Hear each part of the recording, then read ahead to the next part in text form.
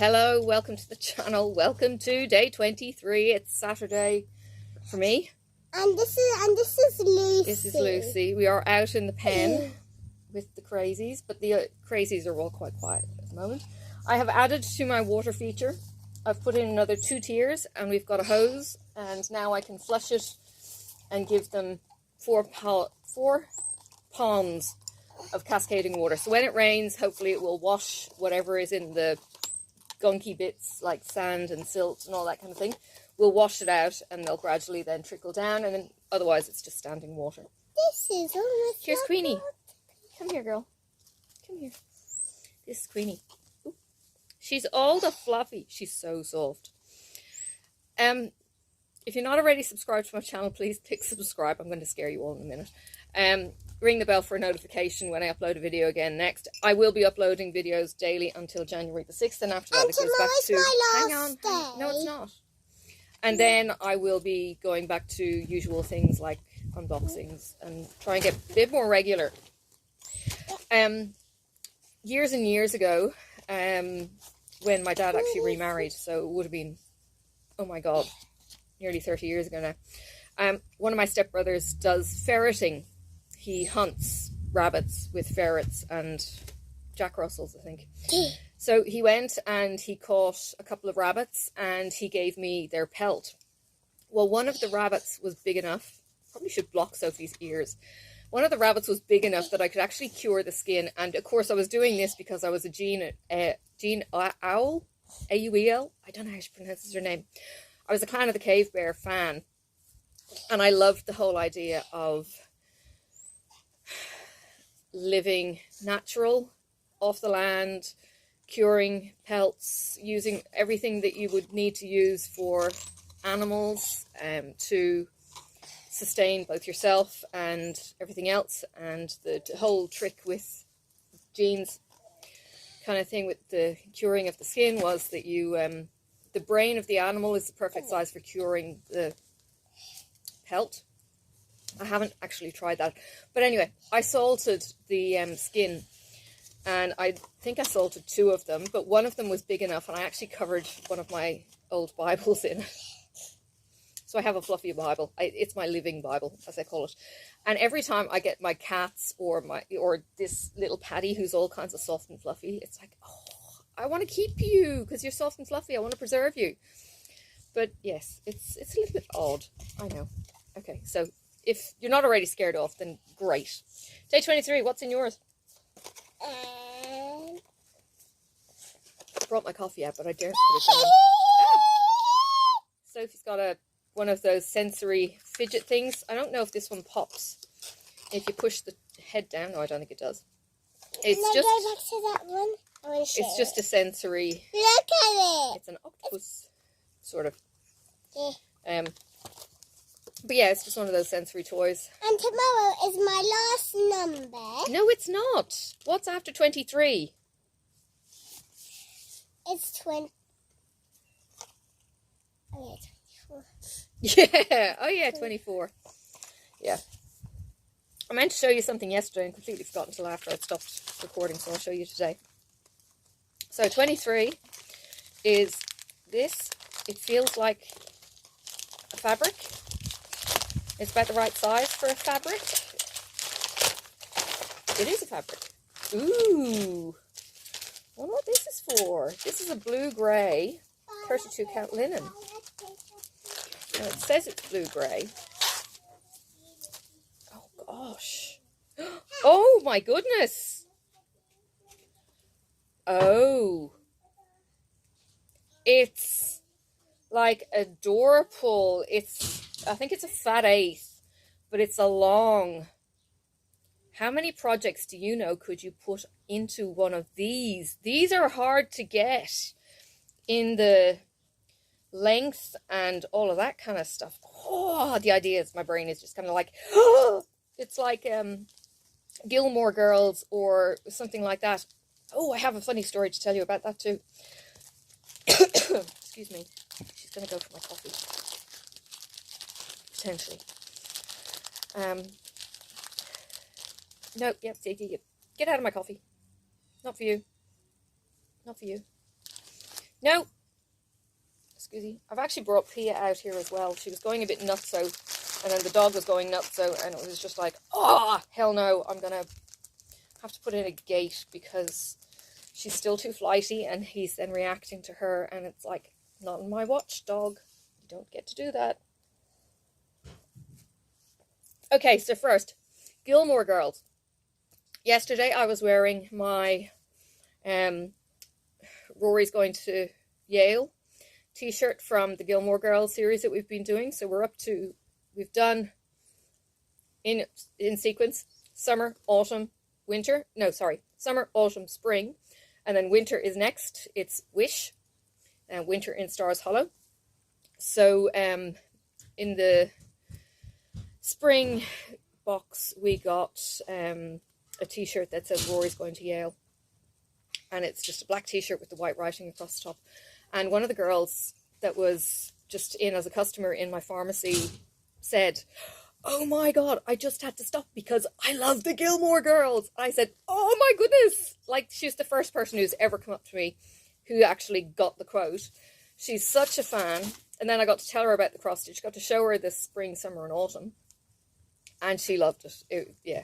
And I said, and then we're going on after winter. We're going to winter in Stars Hollow. Please get the dog inside. Idiot. The dog, I mean. Big. It just, hello you. Hello. She's so small, petite, feisty as all Jesus. Now, do you remember when we got this one, Time to Die? I think it was around day 2-ish. Well, I dyed mine. This is the back. That's beautiful. Excuse me. And this is the front. Now, all I had was rubber bands and the primary colours, red, blue and yellow. Okay. The red and blue took quite well, although the red is quite pink. And I did the 2 kind of rosettes. I was kind of going for more of a star, but I haven't done the tying quite as well as I'd hoped. But I did try. I think string would be better, and I hadn't wet it first. I think that might have been the trick, is to actually wet it beforehand. But when I washed it, it washed all the yellow out to that kind of colour. So I went over it with the second dye and put the yellow on only in a bit of a scrunched up kind of way. And yeah. So there is my tie-dyed, quite pastel-y, which is nice. It's quite light. It's not the first time I have dyed, but it's so much fun. So if you're on Instagram and Facebook, you've probably seen the videos that are there about these people who tie-dye, and they make these most amazing mandalas, they make shapes, they make hearts, they make rosettes. It's just incredible seeing the skills out there. And there's one lady, something about die trying, live and die trying or something. I think she may have had cancer and that's why she's got that slogan. She dyes queen, king, bedspread kind of size sheets. They're monstrous. And there's another guy who does t-shirts, and oh my goodness, they are just incredible. I've seen him dye one thing on the front and a different thing completely on the back, and the colors are so strong. It's just incredible. So if you ever get a chance to go and perv on the dyed stuff, then go for it. My disaster of dyeing was 30 years ago, when I tie-dyed a t-shirt for a fancy dress at my supermarket when I was working as a checkout chick, and I used food colouring all over my white Budweiser t-shirt, and then I was done. It was really, really cool. But when I was done, threw it in the wash and all the dye the food dye came out, and it was like, oh no, but I had my white t-shirt back, so it was kind of handy, but it was fun. But yeah, food dye. I don't know if I was to put it into vinegar, would that have fixed it or not? I've never tried since with food dye because it's temporary. But but it was a funny experience. That was my very first time trying to dye. But I've done wool and I've done Ada, ice dyed. It's addictive, let me just say. Trying to get it subtle. Like, for people like Brandy, Stitch Me, and Misty, Mystic Fabrics, and Live and Let Dye. No, Live and Dye LA, I mean. Who else is there? There's a couple of others. For them to dye what they dye and as often as they dye it, oh my goodness. Yeah, hats off to them, because it's, you don't necessarily know what you're going to get when you first start. And stop it! They're not that kind of climber, Sophie.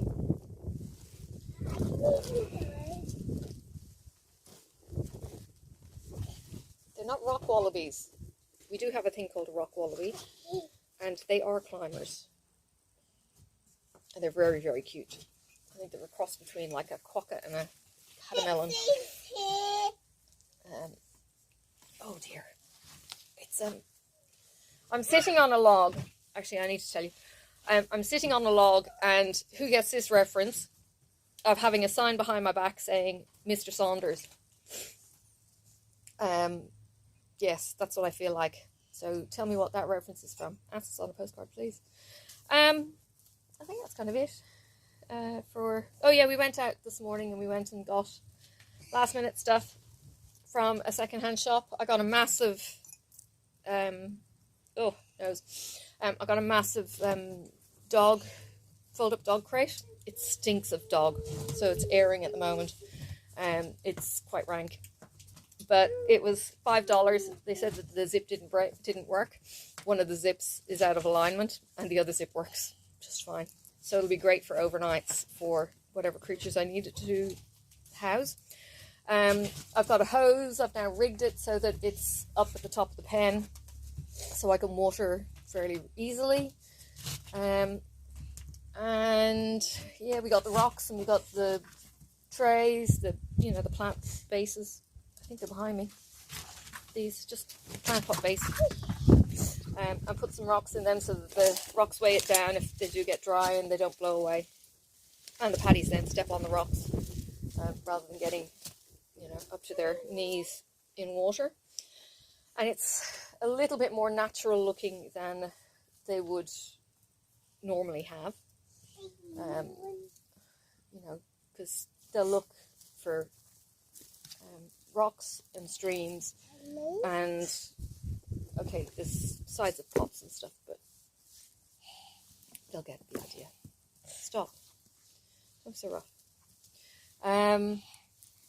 I've got some foam as well. I got some, I was hoping for those interlocking foam squares to be able to block my knitting and my crochet, but I ended up getting, I think, 3 or 4 yoga mats.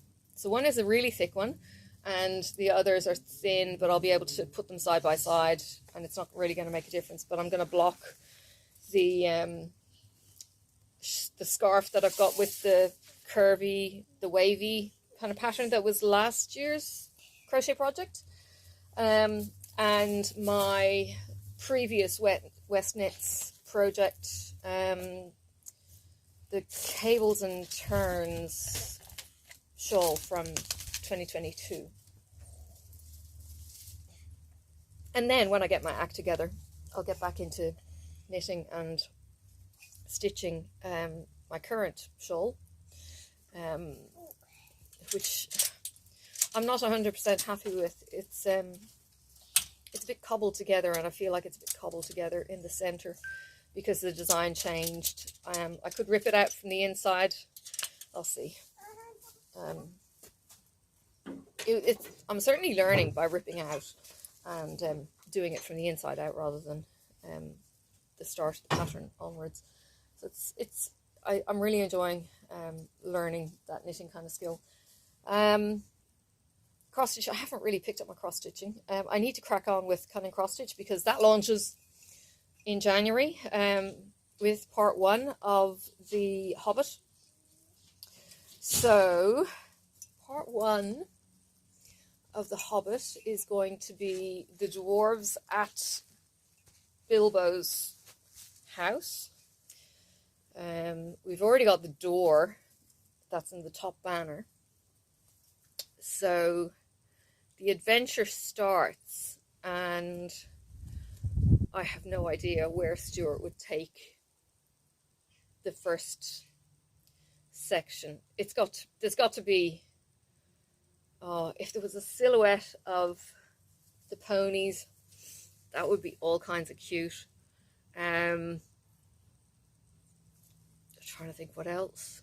Or just even the table where they were all sitting in Bilbo's. I keep having scenes of the movie as well in my head.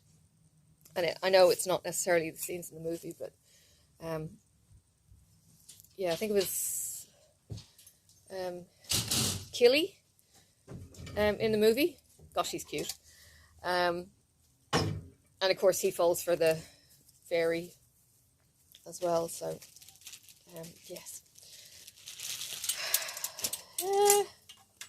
All right, so we're gonna have a cruisy weekend now, and just kick back and relax and potter around and enjoy the shade and all that kind of stuff. What are you going to do? You're just showing your rainbow. And the rainbow has this and this at the back. Mm. And this is called Pixie. She's very grotty. But if we wash her, the fluff will come off. But I don't mind the fluff coming off. Okay. And this is for hanging on the Christmas tree. It is. And sometimes I put it on my arm. All right. I'm going to let you go. I will talk to you guys tomorrow. Thanks for watching. Bye for now. May the road rise up to meet you. May the wind be always at your back. May the sun shine warm upon your face, and the rain fall soft upon your fields. And until we meet again, may God hold you in the palm of his hand.